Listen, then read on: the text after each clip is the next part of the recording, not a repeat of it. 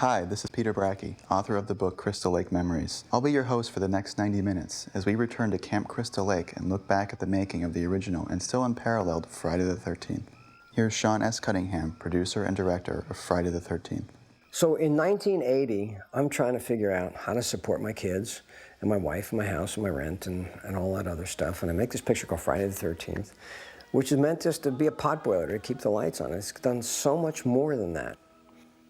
The most important thing you can do in a film career is make money. Because if you make money, people will let you make more films and take other chances, and nobody will blame them. So I've had a lot of opportunities given to me as a result of doing this one little film in New Jersey. And I can't imagine that I'm talking about making this little film 20 years later, at a point in time when the kids I was trying to feed then have both gone to college and done all that stuff as a result of Friday the 13th and its related activities. And for all I know, oh God help them, my kids may be producing Friday the 13th movies long after I'm gone. Peter Bracke, author of Crystal Lake Memories. What I find fascinating about Sean Cunningham is, and this is based on interviews he's given, is that he always saw filmmaking as a business proposition more than an artistic one. And that's not to say, it's not to say that he didn't want to make a good movie and a quality movie, but in every interview, his modus operandi was to make a movie that was successful enough to make enough money so he could make another one. So he was always looking for the next sort of hot commercial concept at the time. And he started out, actually, he made a film called Together, which was an adult film with Wes Craven. That was in the late 60s, and that, of course, capitalized on the then huge porn boom with films like Behind the Green Door and Deep Throat. Bill Frieda, editor. In New York City at the time, there weren't that many movies coming around here, certainly. And the only way you kind of broke into that business of getting into something was to make a low-budget movie. I mean, people were making porn movies were very big here in that period of time. And so anything that could get you into dialogue, talking, could put you into a position where maybe you might get noticed. Peter Bracke. Then Last House on the Left came about, which of course capitalized on the late 60s, early 70s wave of more graphic horror films like Night of the Living Dead and Texas Chainsaw Massacre. Then in the near the late 70s, and which many people find kind of surprising, is he did a couple of children's films, which were produced to capitalize on the success of Bad News Bears. But if you look at, again, at the way he approached film, it's not at all surprising that he would do such disparate movies, because he was simply making movies based on what was popular at the time. And then when Friday the 13th came about, it was mainly because the two children's films he did, Manny's Orphans and Here Comes the Tigers, didn't do very well. So, of course, as we all know the legend now, he took out a full-page ad and simply had the block letters, Friday the 13th, smashing through a piece of glass, and the tagline, the scariest movie ever made. And at that point, he didn't even have a script. All he had was a title. Of course, as the story goes, the phones rang off the hook, and he approached a couple of backers in Boston by the name of Steve Minasian and Philip Studeri to back the film.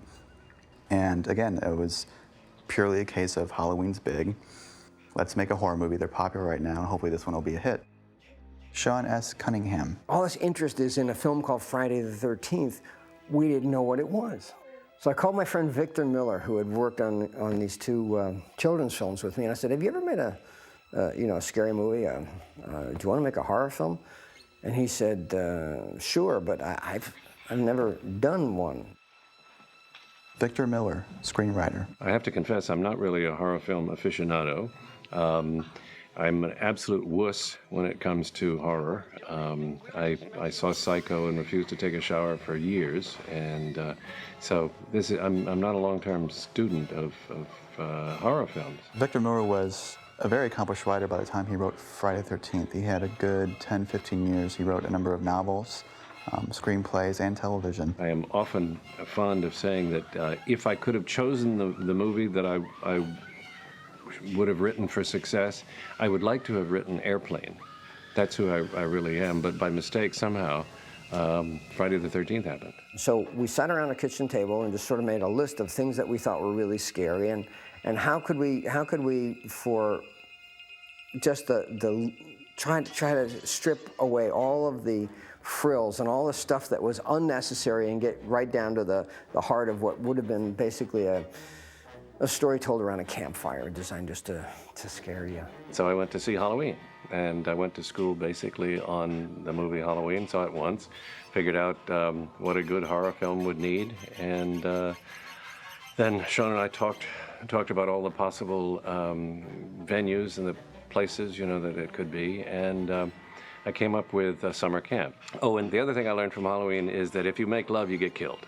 So I had to figure out a way to do that. I needed a prior evil, and somehow that idea of the little boy drowning and while allegedly being watched by camp counselors, that came to me, and then of course that made the villain very easy to figure out. I mean, I didn't start with a sort of full-blown idea of the woman. I was basically working, what kind of an evil can we have? I mean, in Michael Myers' case, you know, he's doing in The Babysitter and that kind of thing. So then when he gets out, you know, so I was looking for a prior evil, and then that just sort of bubbled up from my horrible psyche. One of the real scary things that goes on in horror films, I came to the conclusion that the dynamic of it comes from something Bruno Bettelheim observed about fairy tales, is that you take something that really scares you, but you don't want to talk about it, and then you dress it up and put it in the story. When you take it out and look at it, it becomes less scary. So Hansel and Gretel, you know, lets you deal with the fact that your parents are going to leave you, and that there is a hostile world out there that wants to destroy you and eat you up, as it were. And by telling that story again and again, we, as listeners, say, okay, and each time you hear it, it's a little less scary, and it's a little less scary. The ways that the killings happened were mostly based on nightmares I'd had as a child. I had no primal stories in mind whatsoever for Friday the 13th other than this mother, because I have another confession to make. I never went to summer camp because I chickened out. I was such a wuss, I gotta tell you, that I didn't want to go there, I didn't want to deal with all of that stuff, and so I never went to summer camp. But I think there must be some sort of archetype, you know, where I certainly was raised with a boogeyman. I was raised in the South, in New Orleans, Louisiana, and I was told from the first moment I could understand that the boogeyman was going to get me. In this case, it's a boogie woman. What I specifically think is at the heart of most of these popular stories is a fear of untimely death. And this comes from, I think, as teenagers, we think of ourselves as invulnerable. You know, bad things happen to other people, but to us, nothing. And everybody has that story of somebody in their high school class who got a motorcycle or something and hit a tree and died.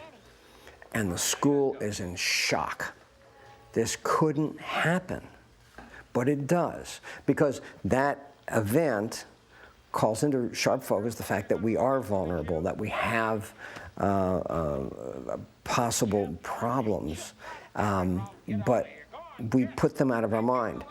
In going to a horror film, it's kind of a safe place to look at those fears. It's similar to a roller coaster, where you're in the safety of the roller coaster with the bar and with the straps and all the other stuff that's there.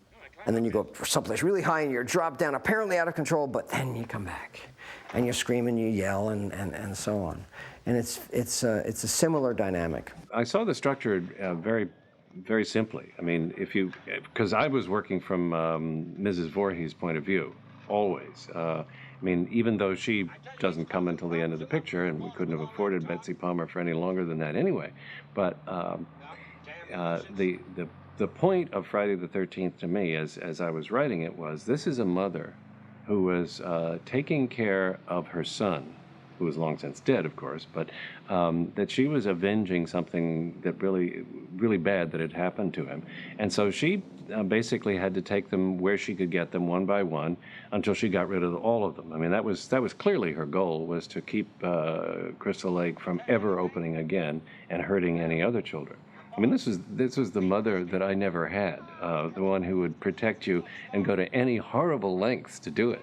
And so I was kind of cheered by that. And that was for me, that was the structure. And of course, then as you look at it basically now from the camper's point of view, they have to watch themselves be thinned out one by one.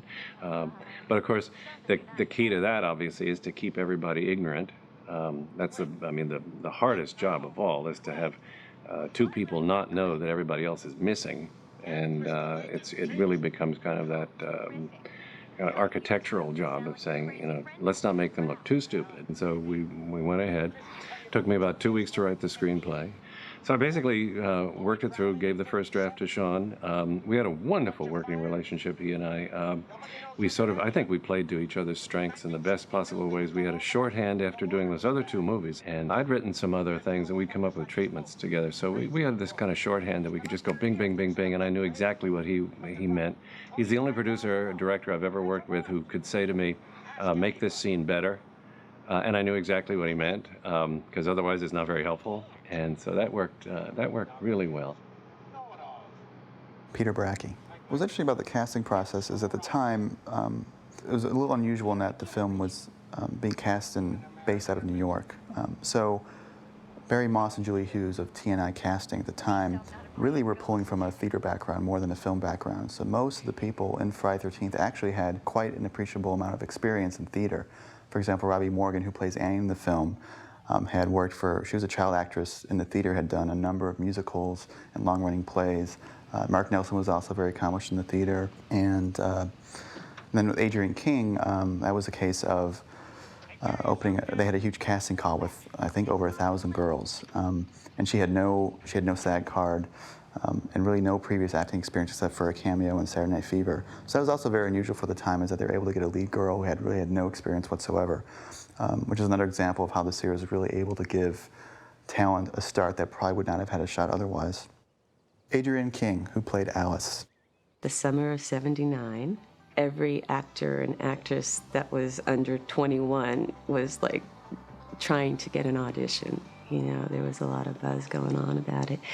And I had some nice friends who knew Barry Moss, and he introduced me. Then I met with Sean. Then I came back for, a callback, and then another callback, and they kept on weeding us down. We didn't have a script, It was a little difficult to audition because they had a few little pieces of monologues, just little, like the one that Janine does about the blood shower dream. Remember that one? That was one of the audition monologues. Sean S. Cunningham. The chances that Friday the 13th would launch a career are between slim and none, but you don't realize that at the time. I think that you can do very well in a horror film if you've got something going on behind the eyes. The best example I can think of is Jamie Curtis, who in Halloween made herself a star. She had enough going on underneath that she became interesting, which transcended the material. And that's what I think that anybody who gets into a low-budget film for career reasons is looking to do, is to try to find a way to transcend the material. But unless the material is good, it's very difficult. Well, I do remember on the screen test that they wanted a lot of reaction shots. A lot of screams, and Sean was working opposite me, and okay, this is what you're seeing right now. This is some bodies flying through the window. Okay, your reaction. Basically all my improv training really paid off at that point. Victor Miller. I think the real sort of iconoclastic part of Friday the 13th was taking Mom and Apple Pie and standing it upside down and saying, you've never seen a mother like this, unless it was Ma Barker and Sherry North or something like that, who's absolutely insane. And she's going around macheting people. I mean, she's doing things that no human mother could ever do. Betsy Palmer, who played Mrs. Voorhees. You really needed somebody that looked like they could throw that body through the window and all of that. And I remember I wore underwear, long johns underneath, which was nice because of the cold, and a couple of sweaters. And of course, it's always a man's foot and a man's trousers and everything, because it was Tommy Savini's assistant, a young Greek boy did me all through the film. I'm there the last 15 minutes of even that. I guess, I don't know whether it was that they wanted a name, I suppose. Well, I did have a name, no, because of TV and all of that. The image always was, especially when I would be doing doing the Today Show with Dave Garroway and Jack Lasculi and all, and I've Got a Secret, and I did Masquerade Party before that with Ogden Nash and Peter Donald and all. And the image always was of me was that I was this girl next door. And of course, I've always said that there wasn't a gal that ever lived next door to me that I wanted to be like, you know. But that wasn't really who I was. That was a piece of the pie, this image. I'm easy, I get along, I'm flexible, I'm malleable, I get along with people. And yet that makes everybody say, oh, she's Miss Goody Two-Shoes, you know. And as a result, I had a terrible mouth when it came to telling jokes and things. Gary Moore used to say, just look. I would give a joke, you know, that would be, whatever, a little off color or whatever, maybe a lot off color, who knows. I was always trying to prove that I wasn't the girl next door. And Gary would say, just look at that face, the face of an angel, and what comes out of her mouth, you know. But that has always been the case. And people, once they get to know this other side of me, they like it a lot, you know. And I like being that, but I am the other too. And I was cast in roles, usually. I rarely played the bitch. And for this movie to have come along was, again, I suppose, part of the whole plan and the framework of everything as far as my whole career was concerned.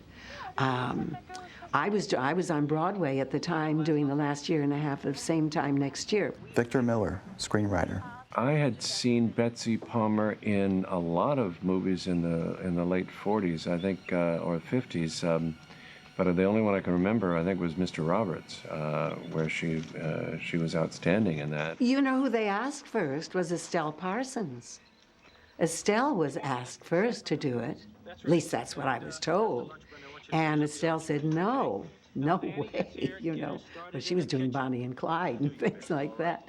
And Estelle is a bigger gal than I am. I mean, I'm tall, but I'm not as hefty. Betsy Palmer, the actress, I met her once. Basically, when Sean was considering her for the role, I drove over with him to her house. She lives in Connecticut, or lived in Connecticut at the time. And we had a wonderful sit down with a cup of coffee, and she'd read the script and talked about what a pleasure it was to be reading this Grand Guignol, as she called it. And so she was obviously into the fun of it at that time. Peter Bracke. Well, I mean, the interesting thing about Betsy Palmer, of course, is that she was considered a girl next door type. She's certainly not the type of actress you'd initially think of as a psychotic killer. Friday the 13th, along with Halloween, really helped start a trend, which was when you made a low-budget horror film, you tried to find an older actor or actress who of some notoriety to be in your film to give it more of a higher profile. For example, Halloween had Donald Pleasance. Betsy Palmer was in Friday the 13th. So by getting her into the film, it gave the film a little bit more of a cachet with older viewers and a little more of a prestigious air, even though it was low budget. So at least they could say starring Betsy Palmer as opposed to a complete cast of unknowns. Although some people, for example, Barry Moss, feel that the film missed its best bet with Betsy Palmer in the sense that when she finally appears on screen, she's so rather butch and mannish that it sort of destroys her girl next door quality. Some people felt it might have been scarier if, you know, when she shows up, she's this nice apple pie old woman. You think, how on earth could this woman be a killer? But now in the film, when she shows up, the minute she appears on screen, you're like, oh, it's the killer, because she's so, you know, completely, obviously psychotic at that point. And they also cut her hair very short. They gave her a very masculine kind of look with a sweater and very bulky. So it's kind of ironic that they would cast her against type and then not use that type. But other than that, it did work very well because it generated a lot of controversy for the film. It certainly outraged a lot of her older fans who felt she shouldn't do a film like this. You know, there was one of them, Siskel and Ebert. One of them was fit to be tied because I had done this movie. How dare I let my viewing audience down by playing this a horrible woman. All I know is he said, you write to her and just tell her you know what she did. So there were people who were disappointed in me. But you know, you can't go through life worrying about that. And actually, what's interesting about that is a lot of other critics actually came out against Gene Siskel because of that. It's one thing to bash a film and criticize it. It's another thing to actually publish, you know, a well-known actress's number and incite people to go and protest her. I am shocked that a critic would put Betsy Palmer's address in a review and say that she should be chastised by the rank and file. That's a horrible thing. I mean, if you don't like a movie, just say you don't like it. But I don't think that kind of, that's ghastly. Well, the funny thing is he actually published the wrong address too. So she had someone told her, I think years later, she had said, she had no idea because she never got a single letter. The nice thing about the first two Friday the 13th films is that they were both filmed on the East Coast in actual camp locations versus the sequels, which were formed in California. So, you know, they tend to feel fake, and it's obvious when you watch them that you're nowhere near the East Coast. But in the first, especially in the first Friday the 13th, it feels really real. You know, this is a real camp. It's an authentic location. So I think that adds a lot to the creepiness and the scariness of the film. So I think it was a really good move on their part to actually film on the East Coast. But other than that, it's a pretty unremarkable location. Everything they had was there. They didn't have to build any sets. Certainly saved money. Virginia Field, the art director, did change a few of the sets around. I think the bathroom scene where Marcy gets killed with the axe in her face was partially built to kind of make it a little bit more creepy, but for the most part, everything was live on location. The film was filmed in New Jersey at a camp called Camp Novi Bosco, which actually is still in operation today, and from what I understand, they actually have a little wall of like Friday the 13th paraphernalia. It's kind of ironic that a Boy Scout summer camp would be using this film to promote it as sort of like a tourist attraction and, you know, as a way to get kids to come to this camp. Victor Miller, screenwriter. But otherwise, we were off and running, and we were working against an incredible deadline because this was all supposed to be in the spring, and Sean was up and running on the production of it, and the leaves at the location where he was shooting the movie were turning brown, and so at some points, I guess in the actual shooting, they were putting ropes around branches and pulling them out of the way so that it wouldn't give it away that it was really fall that we're shooting. Betsy Palmer, who played Mrs. Voorhees. I got up in the old car and drove up to Crystal Lake. And I see the sign, and I'm saying, and it's toward the end of the day, and I say, well, that's a good omen, because I used to spend all my summers as a little girl at a Crystal Lake in Warsaw, Indiana. So I said, oh, that's all right. And it's also like September. And it got cold. In fact, some of the nights it snowed. And we couldn't shoot outside because it's supposed to be summer camp. Sean S. Cunningham, producer and director. The entire cast, there was not one person that ever really complained about how cold it was and wet and just dreadful. Adrienne King, who played Alice. I know a lot of the crew stayed at the actual camp. I know that we used the facilities there a lot. We ate at the cafeteria with the tray coming around town. You know, those were where meals were served. Everybody on set just had this great energy that they knew something special was happening.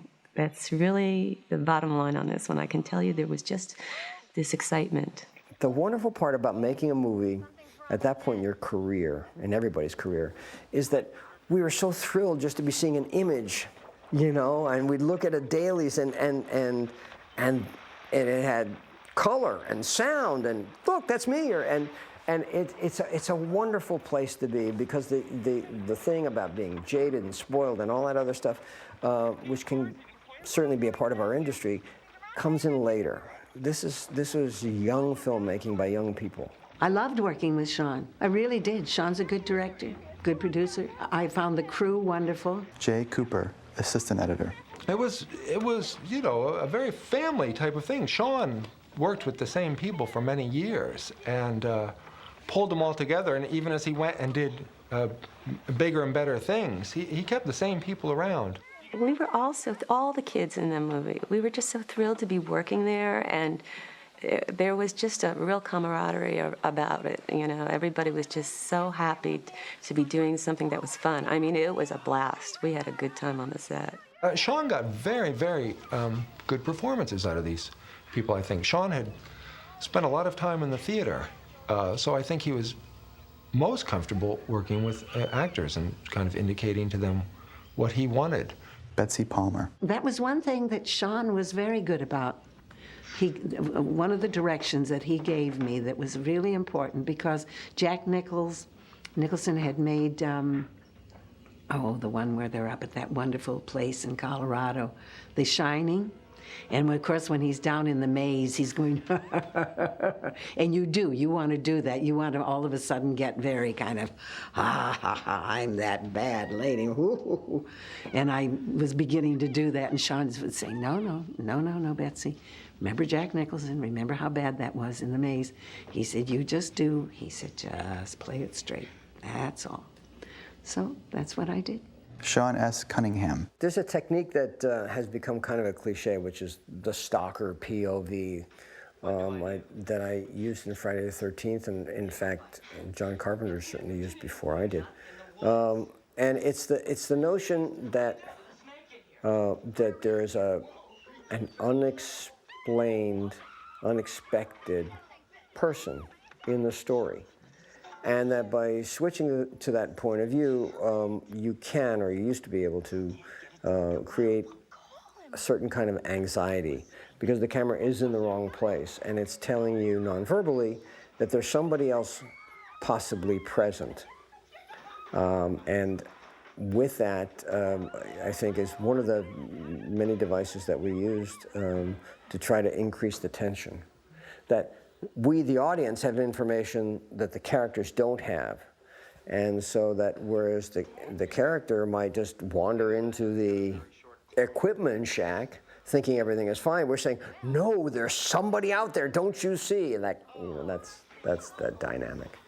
Victor Miller. The function of Crazy Ralph in the screenplay Friday the 13th is to set the tone for this horrible geographic area.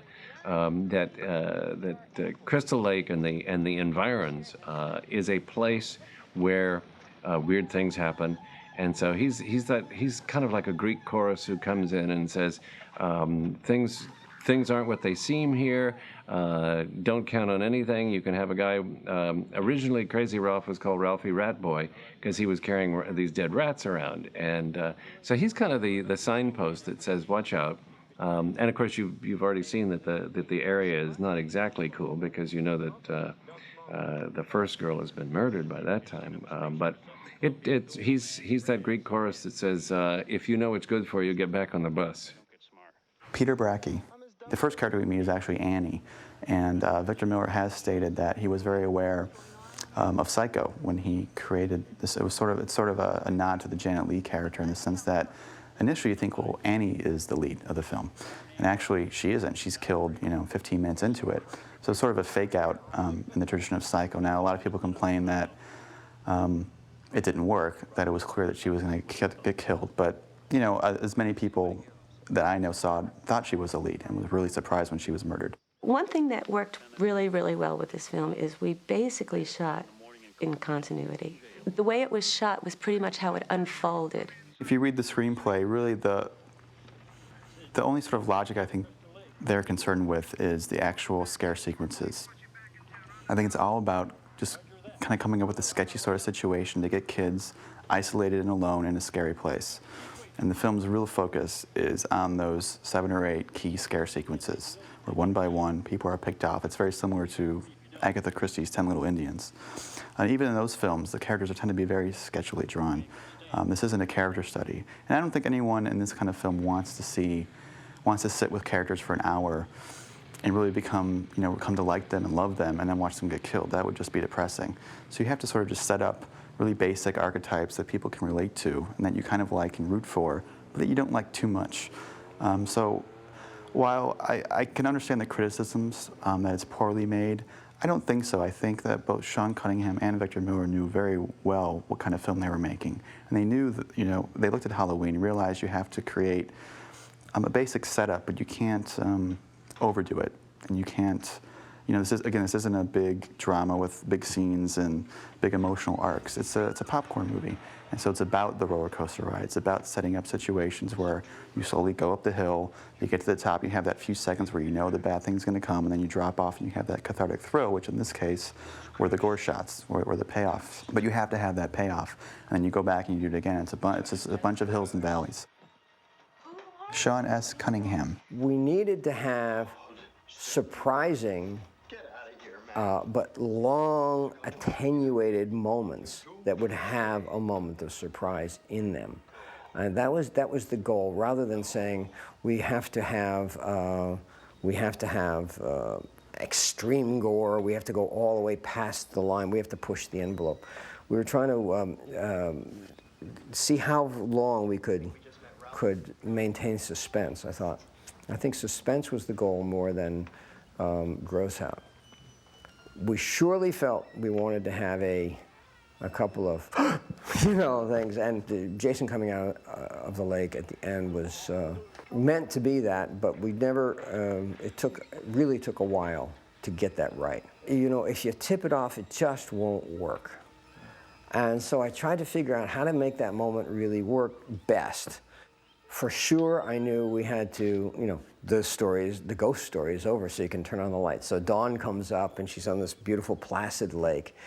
And then I decided that I needed to, make sure that the audience felt safe and that she was safe. And did that in two ways. One is I had some cops running along the shoreline in the background to create that sense of safety.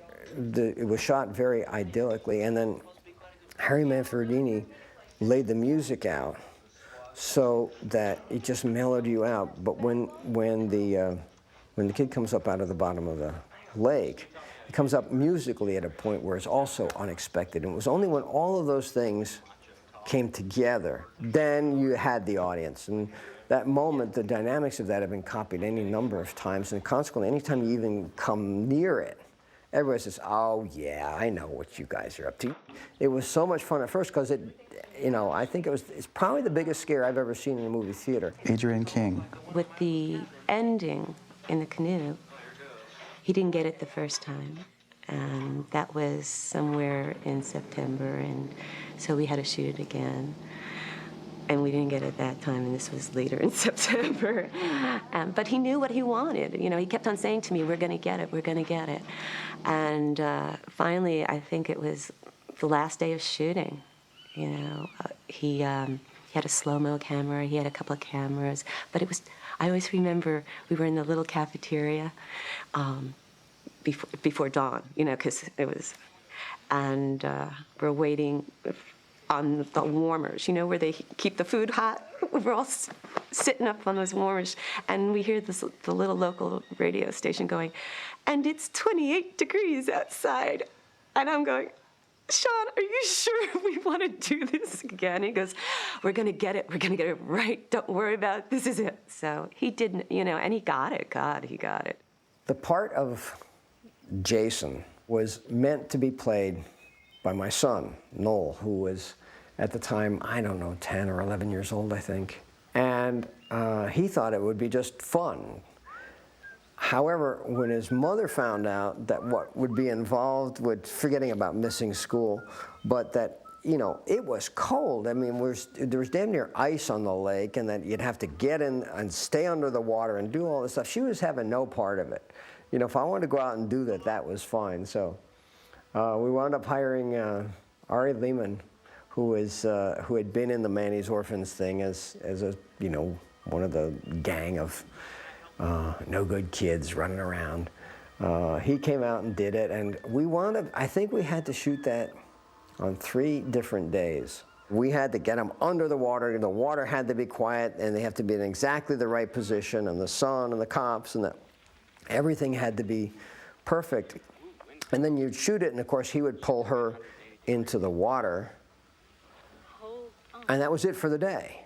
You might get one more shot, but he'd have to get all warmed up, but it was a complete makeover for her. We'd have to dry the clothes, the hair, put on makeup, do the whole thing. At that point, the light would be shot. And so we we shot it, and it wasn't until we shot it the third time, and I think that we went back, when we went back to shoot it the third time, I think it may have been middle to late October. It was getting on, and it was cold. We went out and we finally got the shot that's in the movie, and I'm really glad we did. Another thing that Friday the 13th I think really did that was really important, at least in terms of the horror genre, is that for the first time it made the makeup artist the star of the show. After this film came out, at least in fan circles, everyone knew who Tom Savini was. This guy suddenly, after this film, was getting tons of offers for other slasher films, and he started going on talk shows. And for example, on The Burning, the film he did after Friday the 13th, for the first time in history, the filmmakers sent him out as part of the publicity tour for the film. So suddenly you had makeup artists, going on TV talking about what they were doing. And that was the first time that had ever happened. I mean, you had people like Dick Smith, for example, with The Exorcist, who received quite a bit of acclaim. But now suddenly you had films where the star was the gore effects. And so suddenly people wanted to know, well, who's doing the makeup? And that's something you never had before. So just, it wasn't like, well, gee, who's starring in Friday the 13th Part 3? It's like, well, who's doing the cool gore effects? So that film certainly catapulted Tom Savini to a whole new level, and the makeup artist to a whole new level. The murders, as I remember them, were pretty much scripted when Tom Savini came. I remember the day he came to Sean's house in Connecticut one afternoon, and it was absolutely fascinating. But if anything, he enriched what was already there, because he would be looking through my screenplay and be saying, well, I noticed you have a hatchet in the face on page 38 or whatever it was. And he turned to Sean and said, do you want a fake face and a real hatchet, or you want a fake hatchet and a real face? I'm going like this. He's just going boom, boom, boom, because he was so skilled at his craft that it was really fun to talk to. And he gave me the sense in subsequent drafts that I could go further, I could do more, I could have more fun with it. So I think the how-tos were pretty much there, the rough outlines, but what gave them that kind of real juice and life, or death, the irony, was that Savini just said, anything's possible, don't hold yourself back. When Tom Savini arrived, he arrived with his truck and his assistant Tasso and a chinchilla, and a bunch of makeup, and basically he didn't leave till we wrapped the movie, and he became part of our extended family. He was one of these guys that just could go and go and go. He had this boundless amount of energy, and he was so much fun to be around. His enthusiasm never waned. It was neat seeing him work, and I remember in Steve Miner's garage, I think, Tom building fake heads of some of the cast members and stuff. And again, it was sort of like, hey, hey kids, we're gonna make a movie, and Tom's gonna do these really neat effects like an axe in the forehead. I have pictures where he was baking Betsy Palmer's head in the oven. It's like, it was so bizarre. But he just really knew what he was doing, and he shared it. You could watch him making the molds. He was very creative. He knew what he was doing, his special effects, makeup. He was the one who had done George Romero's movies and had that expertise, but he was also cutting edge. He wanted to try the next thing, go for the, something else. And he was a hoot. He was so much fun to be around. He had so much energy. And like I said, so much talent, man. He made a lot of that movie happen. To try to decide how you want to do all this stuff in a vacuum is really a fool's errand, because we didn't have the time or the money or the expertise. And to work with somebody who was willing to push himself gave us the best possible result. Critics would argue that that was a negative thing, that it was placing effects and spectacle above acting and talent and humanity. But if you look back at films of Hollywood, there's always been spectacle movies. I mean, back to Cleopatra or Ten Commandments, it was always about big effects and grand set pieces and locations. The only thing that was different about Friday the 13th was that in this case it was gore. And that was a hot thing at the time. That was a new boundary to push. And again, in the early 70s, it was porn. Suddenly you could be sexually explicit, and you had films like Midnight Cowboy, which got an X rating and won Best Picture. Suddenly it was dark subject matter. But in the 80s, it just happened to be gore. That was the new frontier to push. And again, Friday the 13th wasn't the first film that did that either. I mean, you look at Herschel Gordon Lewis movies, even Last House on the Left had a couple of very graphic scenes. But this was the first time that the film was marketed specifically to tell people you're going to see 6 or 7, or in this case, people thought 13, really creative, shocking deaths, and you're not going to know how it was done. It's like a magic trick. And this other, I think, aspect of the makeup, which is what's so brilliant about what Tom Savini did in this movie, is that it's not off-putting. I mean, some people, of course, were disgusted by it, but kids, clapped. And I think the reason they clapped wasn't because, there was this sort of blood was coming out in them. They wanted to see people murdered. It was like a magic trick. I was like, how in the hell did they do that? Bill Frieda, editor. Kids have a great sense of humor. They have this tongue-in-cheek sense of humor, kids. They're just perfect. And that's what this had. I really think this had a touch, that touch of humor in it. It wasn't serious. Nobody was really dying. And these kids loved the way it happened. When you see Kevin Bacon get killed, it should be something where you're gagging, where you're running out into the lobby saying, I'm so disgusted, but you're like, oh my God, how do they do that? And you're gasping, because it's like cool, because you realize there's no CGI back then. It had to be done live on the set in front of the camera. And here you see Kevin Bacon reacting with his face, so it's really him, and you see the arrow coming through his throat, and people are just shocked at how could that be done. So people want to know how it was done. Again, it's like going to Vegas and seeing David Copperfield saw a girl in half. No one complains that that's in bad taste or disgusting, because everyone knows it's a magic trick, and Friday the 13th is exactly the same thing. Again, that's why I think some of the not some of the sequels, but a lot of the slasher imitators actually went too far, especially the ones, a lot of them started to go for the unrated rating. Like you saw that with Texas Chainsaw Massacre 2, for example, which was supposed to be a big selling point of the film. We're going to do it unrated, and then you watch it, and it's just gore for gore's sake. There's no build-up. It's just blood shooting out from tubes, and that by itself isn't interesting either. So I think what Friday the 13th did, that is not given credit for, is it had this great structure where it had kids you kind of liked and you rooted for. It had that roller coaster ride, the build up to suspense and the payoff, and then on top of that, it gave you the cool magic trick just for a few seconds. And if you look at the violence in Friday the 13th, and you add it up, there's only about 45 or 46 seconds of gore in the whole entire film. So everyone criticized the movie as being this bloodbath of blood all over the place, but very similar to Halloween and Texas Chainsaw Massacre, although less so. There really isn't that much blood in the film. If it was just about blood and guts, you could simply put together a 20-minute reel of people getting stabbed, and people would love it. But people don't like that, and they do want some character, and they want some fun, they want the popcorn ride, and the gore just was sort of like an exclamation point at the end of the sentence. And that's really all the film did that was new. It took old elements that proved to be popular and added a little twist to it. What I liked mostly about the way that Sean directed and produced the film was that in terms of gross violence, there's very little, but I mean, in terms of making the tension work, I thought it was fabulous. And yes, there's a hatchet in the face, and there's an arrow that comes up through Kevin Bacon's neck or chest, though he tends to forget that he was ever there. But I thought what the slasher films forgot that followed us, what the few I've seen, basically thought that the more gore and blood, the scarier it would be. And I don't think that's true. I think what Sean put together was a really good roller coaster ride in terms of a tight movie. I mean, I basically, as a kid, I'd always looked under my bed before I went to sleep. And so when it came time to write Friday the 13th, I had Betsy Palmer underneath Kevin Bacon's camp bed and shoving arrows up through his body. So, I kind of took care of a lot of my my early childhood fears by writing this thing. When Victor and I were playing with this, we were very aware that what we needed to do was create something that had an element of circus in it. And so that with the special effects, at this point we had an MPAA and so on, we knew that we could get up to a certain level.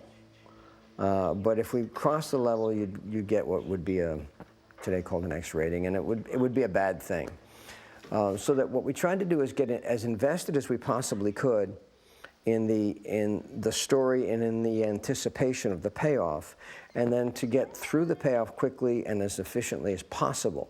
What was interesting was that when we made the television version, the pretty much gore-less version of the film, we wound up cutting, I think, maybe a total of 20 seconds from the movie, of all of the extreme gore. But so that there wasn't that much of it. I didn't think that there would be any real point in washing the audience in blood. And I found that to be counterproductive. It's kind of like the relationship between pornography and sexy erotic storytelling. That when all of a sudden the specifics are presented, it's not what you think, and it's off-putting, and it doesn't take you to the right fantasy places. The impact of Friday the 13th on the horror genre, from my point of view, because I'm, as I said right off at the beginning, I am not a horror film aficionado, seemed to be to create a lot of epigonai, a lot of followers who just decided that blood was king, and so that they had these movies where there were heads in refrigerators, and and the more blood, the more gore, the more sort of anatomically correct you could be in cutting people up, that the people would love it. And I think that the genius of Sean in putting this movie together was in showing just enough. I mean, when the movie was finally released on network television, they did not have to cut out that many seconds of gore, and I think that's a tribute to it, because it's about the build-up to the tension. It's about the don't go in there's. It's about, oh, don't go in there. And then, of course, you get the one shot with the hatchet in the face, which is, of course, the styrofoam hatchet glued onto the real face. There's been a big change that's taken place over the last 20 years in for want of a better word, the horror film. There used to be special effects, and special effects were like a magic show. And you did tricks for the camera. You would kill somebody. Now, you're sitting in the audience and you know that person didn't get killed, but you don't know how it happened. And central in that assumption is that the camera is an impartial observer. That's no longer the case. They know that the camera can hook up with a computer and a camera can do anything. So whereas it used to be that you believed what you were looking at, now we're skeptical. We don't believe anything that's been photographed because we know it can be changed and manipulated. There was a long time before that existed where it was like photographing a magic show. It is no longer. Consequently, at the point in time we did Friday the 13th, we did a gag with an arrow coming through the neck or a head being chopped off or something like that. Well, of course it didn't happen, but people had never seen it happen before. There weren't computers out there doing it for you. And it was like, how did that happen? It's so cool. Then, as these magic tricks got better, as it were, they became more and more medically accurate. But you find out that it doesn't work particularly well because you've lost the delight, the childish delight of, I got fooled, I got tricked by the camera, I don't know how it happened, with sort of a cynical, well, I saw that last week, show me something I haven't seen. And you're not going to trick the audience. Consequently, that delight having been removed, you better replace that delight with something else. That something else is the unexpected character and story twists, which get ignored. But in fact, because they're hard, but that's where the future's got to be in this genre. It's not going to be in bigger and better and more graphic gore and special effects. That's just a tool. But you have to be telling a story in an unexpected and in a way that somehow or other it creates a resonance with something that you know is true. It goes back to that sense of the fairy tale. If you do that, you'll have a story to tell and people want to see. Otherwise, any film student these days can go out and do just drop-dead special effects, and nobody will care. That's the really sad part. So much work goes into this stuff, and nobody cares, because we've seen it before. Peter Bracke. By far, probably the most criticized aspect of Friday the 13th and the slasher films is that they equated promiscuity with violent death. Victor Miller, screenwriter. My lead female survivor needed to be virginal in some way. So she had to be smarter than everybody else. She could not be driven by the same lusts and animal appetites that everybody else was that made them stupid. I mean, again, it's that wonderful archetype of there's one person who has a clue, and she's running around saying, I think there's a problem here, and everybody else is saying, shut up, you're just not getting any. And I think that part of her character, keeping her a little bit smarter and a little less lustful, made it part of that wonderful Puritan background that we all share. I was certainly raised that if you make love before you're married, you are going to get punished somehow. And of course, this is just that written hugely, horribly large. If you look at Friday the 13th very closely, it's very clear that the Adrienne King character is not a virgin. She's shown at the beginning of the film as having had a sexual relationship with Steve Christy, a much older man. She's seen openly flirting with the Bill character. In the scene of Strip Monopoly, she smokes pot with everyone else. She's certainly not a virgin. She's far from a prude. Yet she emerges victorious. She's smart and she's resourceful. And she fights back just as strongly as Jamie Lee Curtis does in Halloween, which ironically was a film that was highly praised. Now, another thing that's interesting, too, about Friday the 13th is that in terms of the victims, as many men are done in by the killer as women.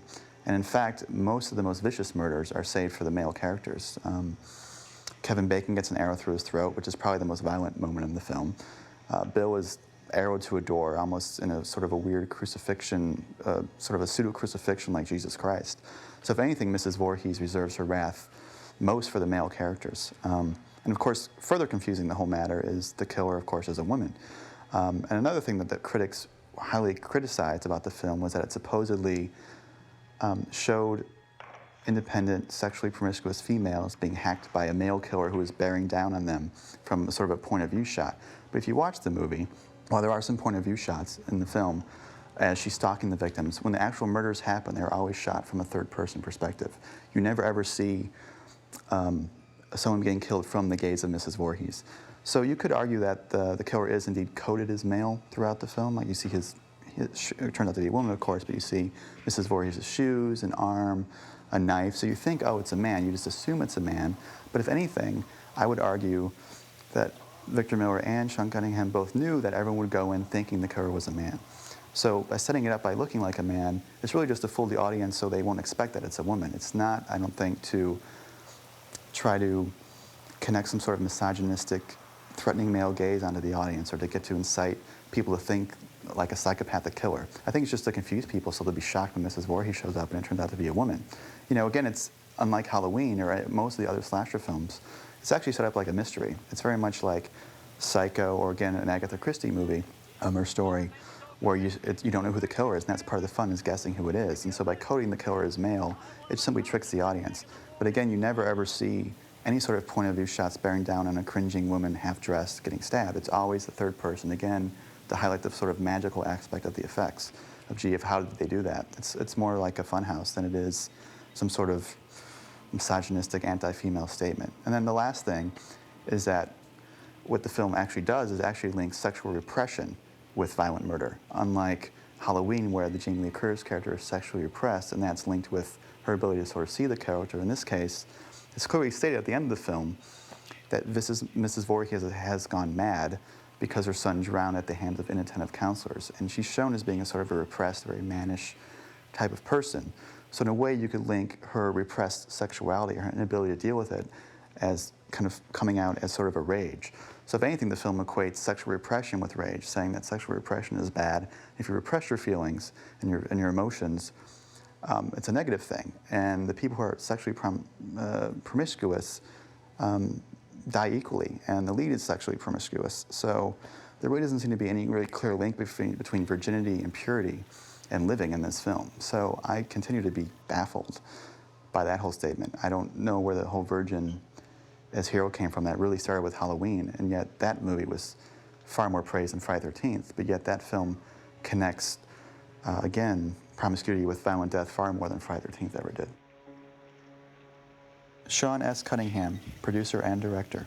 I never bought into the notion of sex equals death, or that try to make the statement that other people have danced around with, that that the reason everybody gets punished in horror films is because they're sexually promiscuous and so on. That wasn't my intention. And in fact, I think that diminishes the form at some level. The scariness comes from bad things happening to good people for no apparent reason.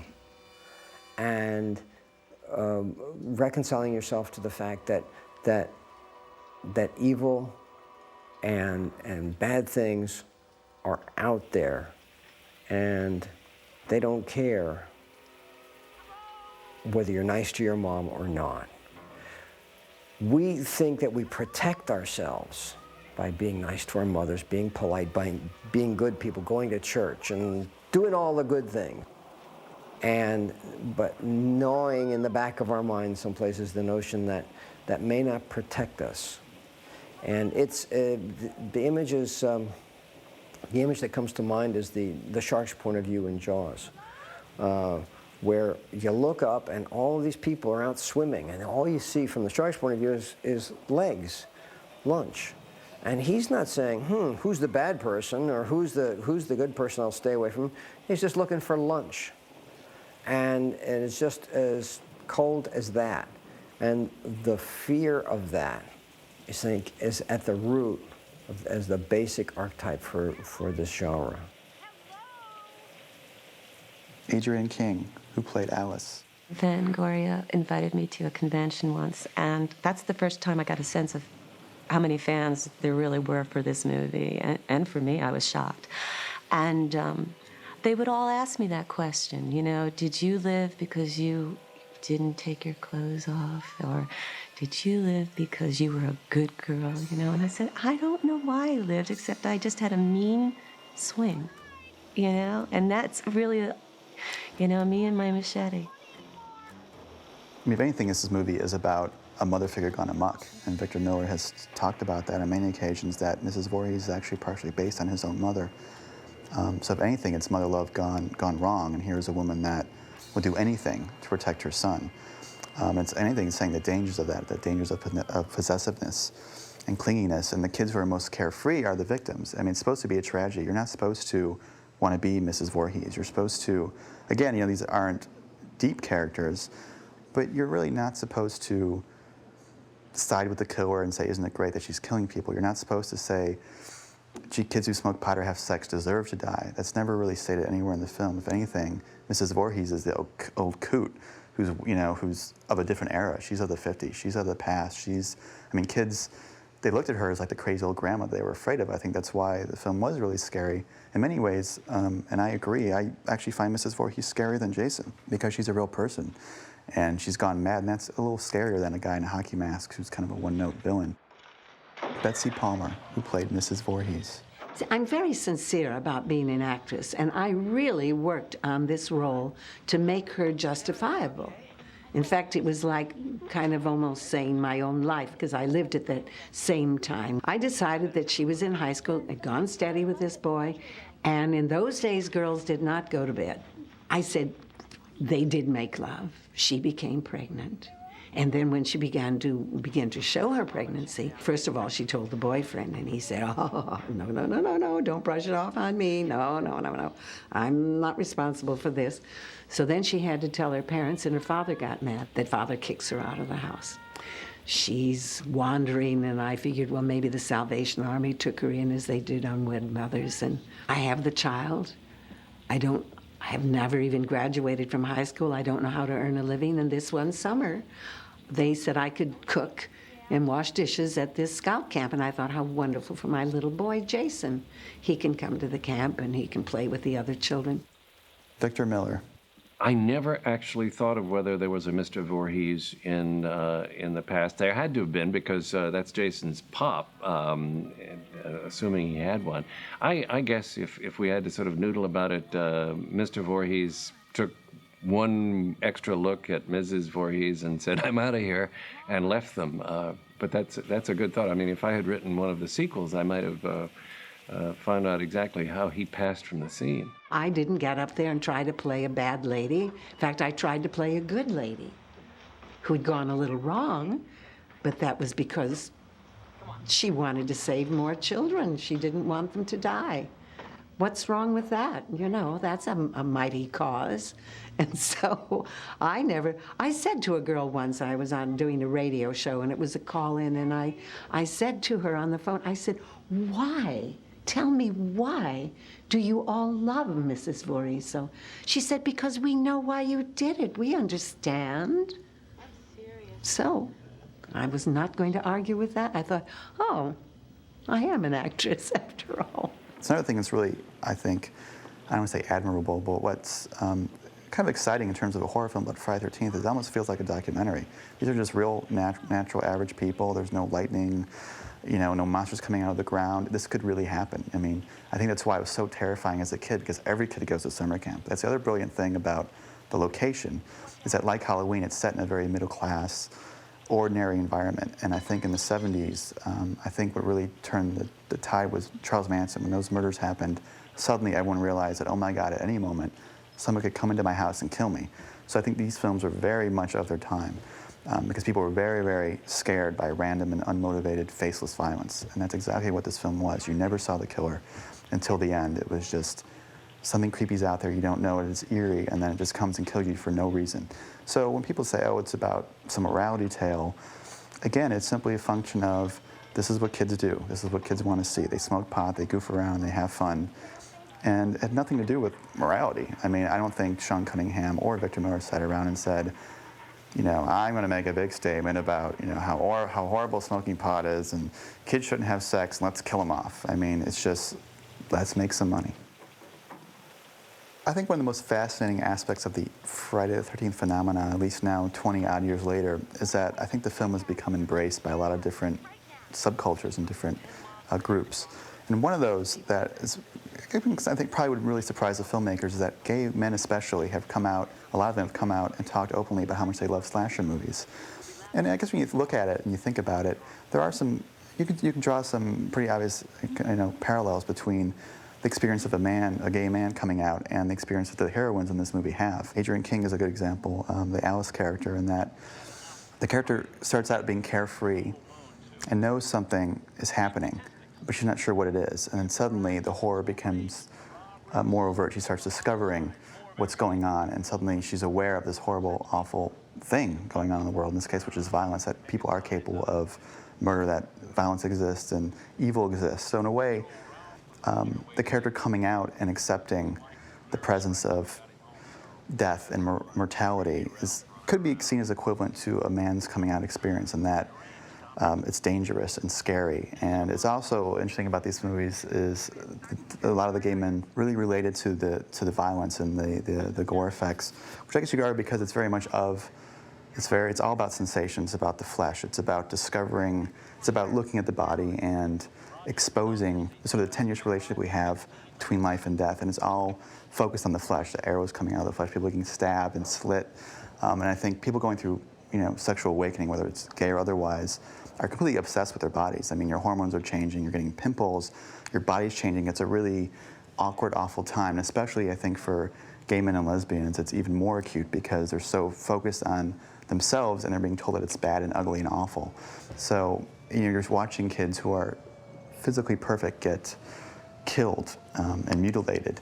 And I think, and I'm not even sure fully what that connection is, but certainly there have been a number of articles written, a number of young filmmakers who are now making horror movies, for example, who have come out who are gay and have been very highly influenced by films like Halloween and Friday the 13th. So there seems to be a connection between the gay man, the male experience of coming out, and the experience of the heroines that they seem to identify with in these movies, having to come through a very traumatic situation, but come out stronger.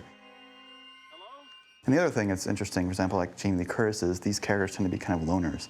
Even Adrienne King is sort of separate from all the other counselors. She's not friends with them. She's already at the camp, and they're like strangers, so she's always sort of an outsider. So the heroines in these movies are part of a community, but not quite attached to it. So I think gay men especially can really relate that sort of outsider quality, and that sort of thing that you're going to be left alone, you're going to have to fight the evil and fight the force by yourself. And so I think a lot of outsider-type characters, again, doesn't have to be gay men. I think anyone who's an outsider. I think that's another reason why these films appeal to such a cult audience, because a lot of the people that go to the conventions and love horror movies and Star Trek or whatever are more of the outsider characters. They were lonely as kids. I certainly was. Movies were my friend. Movies and music and books. So I could go to a movie and I could feel a kinship with the characters. I knew what it felt like to be an outsider. So, and then going to this place, this camp, which is all American, and still feeling like an outsider is something you can really relate to emotionally. Bill Frieda, editor. The editing process took 10 weeks, and I keep mentioning that because we really kept watching on that, and I must give kudos to Sean for that. He was really perfect with that, and it was a great way to work. You know, it was a low-budget film. Let's not get into, you know, any artistic kind of atmosphere here. Let's just get it done, and that's what it was, you know. Harry Manfredini, the composer of Friday the 13th. Music is always most important in this film and in most pictures, when it starts and when it ends. It's got to have a time to come in. That's got to be that one place, like uh-oh, or in this case, you know, an uh-oh sort of thing. But even, let's say it was a, you know, a comedy or a romantic picture or something like that, there's a certain place where you might be playing the character or you might be playing the audience. When you want the audience to start to buy in, or when you're feeling the emotion is a place where it starts, you've got to ease the music in at that point. It's horrible when the music starts and everybody hears it start. It's almost like you shouldn't notice it come in. And especially if you're trying to get the audience to relax, you shouldn't notice the music go out either. Everyone knows if you're going to do this kind of picture, you have no choice but to start thinking about Hitchcock and in that case Bernard Herrmann. So, I mean, you can't go to any horror film and not find Bernard Herrmann somewhere in the score, and that includes myself and Jerry Goldsmith, or any of the the really great Hollywood composers, including the new guys too.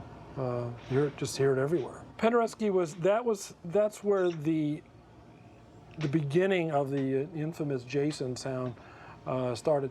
I was studying I'm always studying somebody, and I was studying his music, very strange, complicated music, and it was a choral piece in which he had the chorus not just singing normally, but also sometimes in the middle of things the chorus would go or make a sound that was vocal in nature but not a word, not a singable sort of sound. And I thought that was really sort of a cool idea. Now obviously I don't have a chorus, I don't have anything.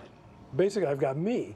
So I got this idea from the picture. If you're watching the picture, you'll see at the very end, when Betsy Palmer finally gets into the film, we find out that she's Jason's mom.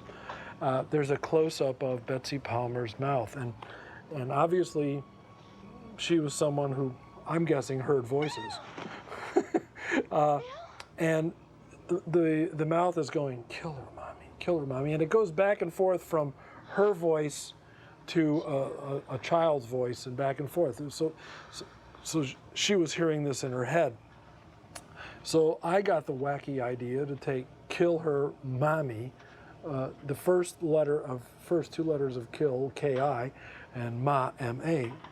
And then there was a gizmo we had called an echoplex, which we were using a lot in the film. For example, when I would hit the piano or pluck the strings, it would, obviously it would just go bling, but we would make it go bling, bling, bling. It would just be an echoplex. Now we have digital echoplex and all sorts of things. But at the time, that's what we had. So anyway, I went to the microphone, and I don't know why, but I just went, and it went, then I went, and it went, and whoa, I went, that's pretty spooky. So I decided, what I did was, it was just sort of like there was so much POV in this film of, my joke is it's the POV of the cameraman. It was supposedly Jason's POV, like when Jason was there, we never saw him, or in this case, it turns out to be Betsy Palmer. But when the killer was watching, I wanted to create a presence so that it wasn't just, it was above and beyond the cameraman. It was, uh-oh, this person's in trouble. So I came up with this, and the next thing you know, but that's actually me, and it's always been me. I actually have samples of it now, so I just have to push a key. I don't even have to work very hard. I just go. Sean S. Cunningham, producer and director. We had a very strong piece of work that we took to the MPAA, and they asked us to make a couple of cuts, or they didn't call out the cuts, and we had to make a few cuts, but basically they let the film go through pretty much in the form that we expected or hoped for. Subsequently, it became held up as an example of, well, you let Friday the 13th go by, and now you're telling us we can't do that? They did this. As a result, later on when I went back to the MPAA for other movies, I always felt that I had a very difficult time. I don't know that I really had a more difficult time than somebody else might have, but I always felt that they might have thrown me a softball once and then lived to regret it. The truth is that the MPAA is, as far as censorship goes, is a political committee. And it's meant to change. It's meant to go with public opinion and the like. Because what it does is it creates a world in which we can make any film we want. They don't tell you you can't make that movie. They say if you make that movie, you'll get an X rating. People may not come, but nobody tells us what we can and can't make, and that's really the MPAA. Jay Cooper, assistant editor. Sean had set up Paramount to start looking at some stuff through his connections there. So we were finishing a scratch mix and boxing up 10 reels of edited work picture with the 10 reels of scratch mix. I took the box from the mix place to Paramount, and it turns out we did not include the last reel. And the Paramount executives watched the whole film and then didn't see the ending.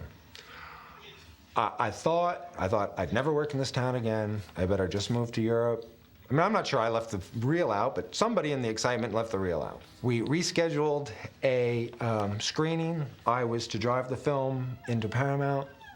Next morning, one of the biggest snowstorms to hit the East Coast in 10 years.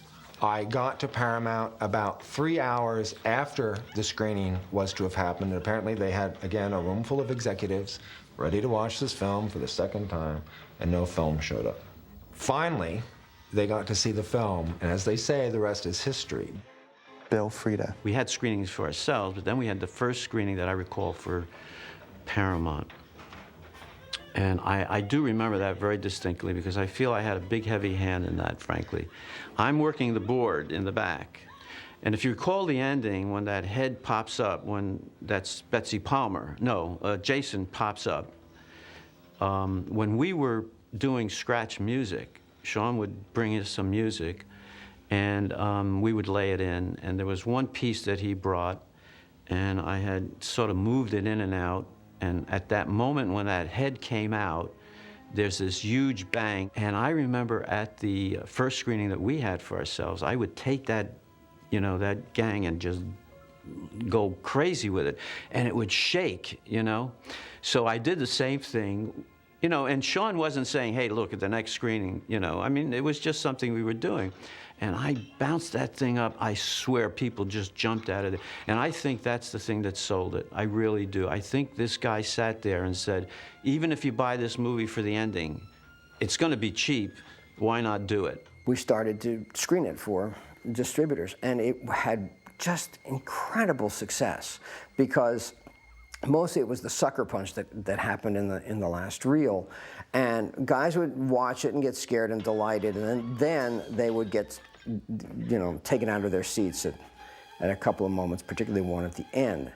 And they loved it. And they loved then all of a sudden setting up another screening and bringing in all the secretaries and all the other guys, and they would sit in the back and wait, wait, and all of a sudden, they jump up and they laugh and they hit each other and go on. And it was exactly that kind of fun that created this little bidding war between United Artists, Warner Brothers, and Paramount. Harry Manfredini. We had a ball screening it. We knew it was working. I mean, I knew it was scary before I even put the music in because I thought it was scary already. But the fun thing is that we did do a few test screenings, and like I said before, Sean and I used to sit. First of all, I like to sit close up in theaters, so I don't care if I come late. There's always room in the first couple rows, and I like to get the whole thing in. But we used to sit in as close as we could, and then what we would do, and Sean, it was so funny because he got the biggest kick out of this, as something horrible was about to happen, we would both slide down in our seats and get way down like where you couldn't see us, and then we'd spin around, and actually instead of watching the picture, we would watch the audience. And something would happen, and I'm not kidding you would just see people flying out of seats and bouncing and things like that, and Sean would just go like, I got them all, there was like about 200 people jumped, so I got every one of them on that. Victor Miller, screenwriter. Film was released in early May 1980. I think it was May 6th or May 8th, I've forgotten which. And the next thing I knew, it was an instant success. I mean, I went the first night to a little movie theater in Milford, Connecticut with some friends, and we saw it. And it was fun seeing an opening night. Nobody knew it was opening. I mean, nobody knew who I was or cared. And I'm sitting in the movie theater, and the movie, they all enjoyed it. And at the end of the film, when Adrienne King does in poor old Betsy Palmer, 3/4 of the theater got up and started heading for the exit. And then when the remaining quarter of moviegoers screamed, they all whipped around and stared at the screen and saw Jason coming out of the water. And that was wonderful for me. I was surprised. I had no idea that the mechanics of the film would work quite that way, that people would actually be leaving before the credits and would be nailed to the floor after the poor little kid comes out of the water. Even if it was rather crudely made in terms of the way it was shot and edited, and some people would say the caliber of the acting, I think it is, especially if you listen to this commentary, it is very clear that Victor Miller and Sean Cunningham knew what they were doing. Again, you could argue with how successful it was, but to say that they had no concept of what they were doing or no goal in mind when they structured the film, I don't think that would be accurate. It's very clearly patterned and laid out. It's actually a very strong structure. You have a half hour of opening where you introduce the characters and everything seems happy and hunky-dory. Then you have a middle half hour where one by one the counselors are killed off. And then you have the last half hour where you're introduced to the killer and you have the long chase scene. So in that sense, it really gives the audience pleasure in that it's very well paced. There's always something happening. There's always something to look forward to. There's always a sort of an overwhelming sense of dread that something bad is going to happen. So in that sense, I think the film is very well structured. And I think that's why it's inspired 9 sequels and countless other imitations. I mean, if it didn't have the structure, no one would have liked it. It would have disappeared. But you can't rip off a movie a zillion times if it doesn't work in some sense in the first place. So obviously something about it worked. And it wasn't, people weren't going for a star. They were going to see, the thrills and chills, and that's what the film delivered like clockwork.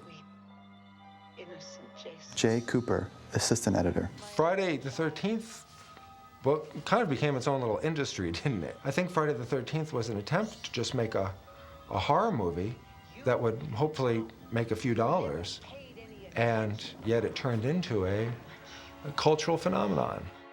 Sean S. Cunningham, producer and director. I'd like to go on record to say that when we made Friday the 13th, we had no clue that we would ever have a sequel. The sequels weren't made. You made a sequel to Jaws, maybe, but you didn't make sequels to horror films. So that was never part of our plan. Having Jason come up out of the lake was a device. It wasn't a story device. It was a magic device. It was for the audience. It was justifiable, but it wasn't meant to be the beginning of a story. We started talking about doing a sequel within days, really, of the initial success. And that came directly from Paramount, who said that they wanted to book more. People are coming to this, book more. And you killed 8 people, maybe next year you should kill 12 people. Like that. And I thought that what we would do is we would use Friday the 13th as a sort of a tentpole name for scary movies. My friends in Boston felt it was really important to bring back this Jason character. Well, I thought that was just the worst idea I ever heard. He wasn't your villain, he was just a figment of somebody's imagination, blah, blah, blah. Well, I was completely wrong. And in fact, Jason came back, and he's still with us today. He has become a pop icon. He's the icon of the boogeyman.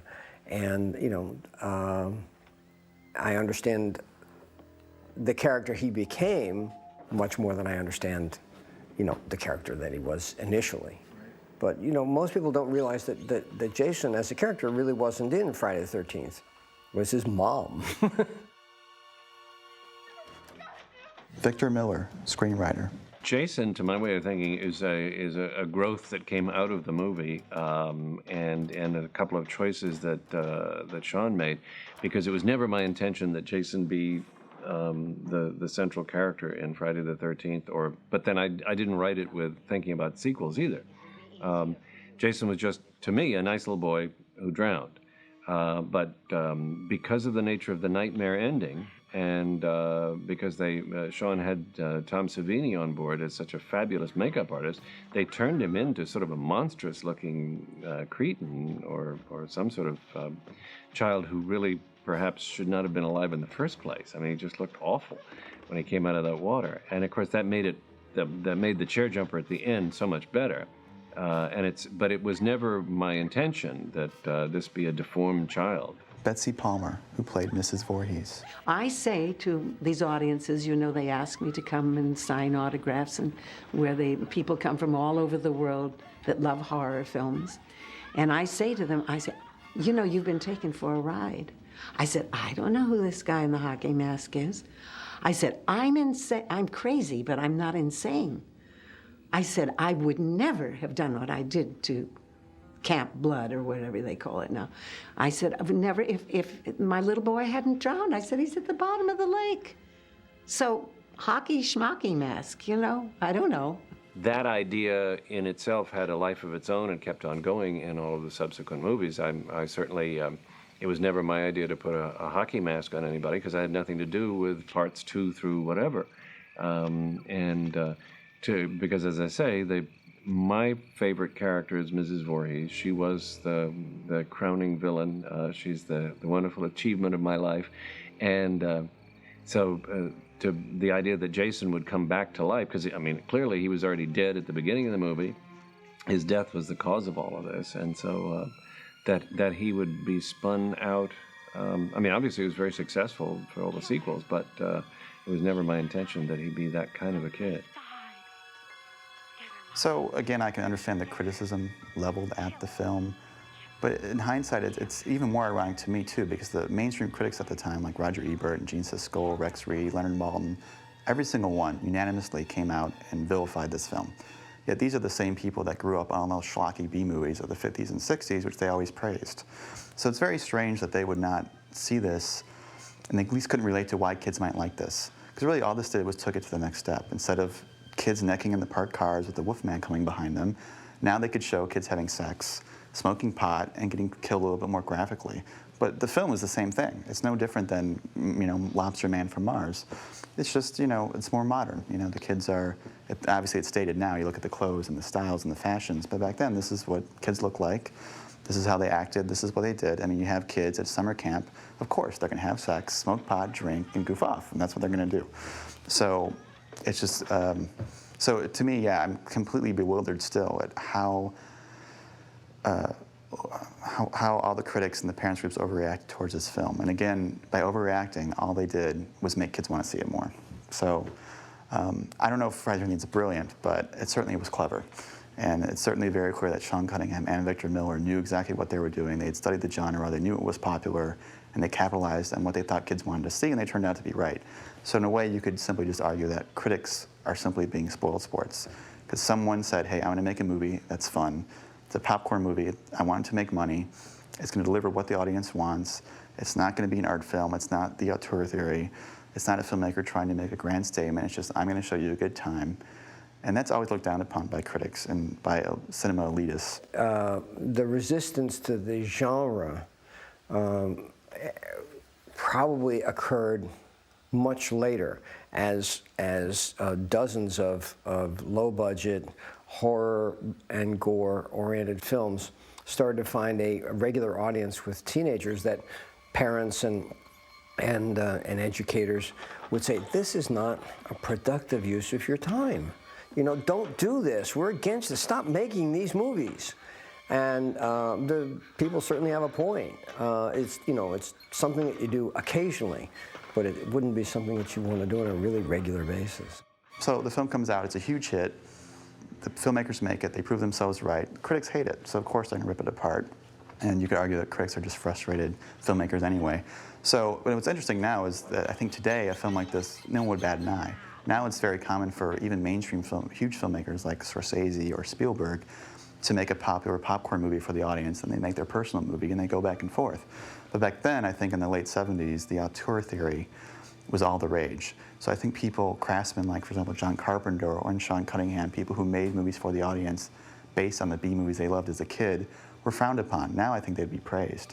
So you could maybe argue that part of the backlash against Friday the 13th and spectacle movies like this at the time was simply, bad timing. It was simply the era. It just wasn't cool to make movies that were unabashedly commercial. I don't think that the Friday the 13th, certainly not Friday the 13th, wasn't meant to be misogynistic. And it certainly wasn't anti-women, and it wasn't trying to demean women. We didn't exploit nudity particularly. We killed democratically. But I think that when you try to overanalyze this stuff, you can get yourself into a big mess. Is there exploitation of women for material gain in movies? Sure. That doesn't make it a good thing or a bad thing. It just exists. And then you can choose to go to the movie or not. You can choose to make the movie or not. But there's always going to be some version of a girly calendar that's going to exploit women. But by the way, there are also calendars with motorcycles that exploit motorcycles, and there's also all kinds of gay calendars that exploit. That it's just part of our culture, and I think you make too big a deal out of it, you do yourself a disservice. It's kind of fun, because there I was writing in 1979.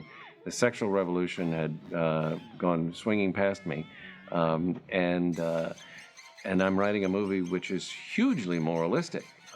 I wasn't quite aware of that until after the movie came out, and people started throwing darts at me and it, and all the kinds of things about the feminists didn't like it particularly, and there were hundreds of reasons not to like Friday the 13th unless you really just enjoyed the movie.